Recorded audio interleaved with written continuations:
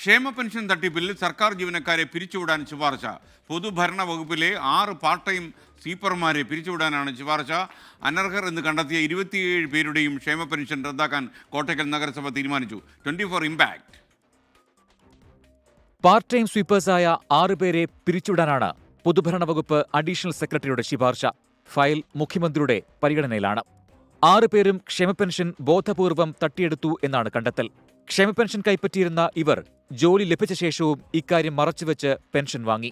പിരിച്ചുവിടൽ ശുപാർശ സർക്കാർ അംഗീകരിച്ചാൽ മറ്റ് വകുപ്പുകളിലും ഇതേ നടപടി പിന്തുടരേണ്ടിവരും. ആഭ്യന്തര പരിശോധനയിൽ അനർഹർ എന്ന് കണ്ടെത്തിയ 27 പേരുടെ ക്ഷേമ പെൻഷൻ റദ്ദാക്കാൻ കോട്ടയ്ക്കൽ നഗരസഭാ കൗൺസിൽ തീരുമാനിച്ചു.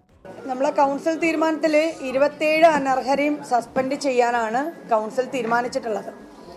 ഇതിൽ ഈ 27 പേർക്കും നമ്മൾ രേഖാമൂലം ഇവിടുന്ന് കത്തയക്കും. സസ്പെൻഡ് ചെയ്തു എന്ന് അറിയിച്ചിട്ട് നമ്മൾ ഇവിടുന്ന് കത്തയക്കും. അതിൽ ആർക്കെങ്കിലും പരാതി ഉണ്ടെങ്കിൽ ഹിയറിങ്ങിനായിട്ട് ഈ 27 പേർക്കും നമ്മൾ ഒരു അവസരം കൊടുക്കും. അതിൽ പരാതികൾ ഉണ്ടെങ്കിൽ മാത്രം അവർക്ക് ഹിയറിങ്ങിന് ഹാജരാവാം. കൃഷി വകുപ്പിലെ 6 പേരെ കഴിഞ്ഞ ദിവസം സസ്പെൻഡ് ചെയ്തിരുന്നു. പൊതുവിദ്യാഭ്യാസ വകുപ്പിലും ആരോഗ്യ വകുപ്പിലുമാണ് ക്ഷേമ പെൻഷൻ തട്ടിയെടുത്തവരിൽ കൂടുതൽ പേർ.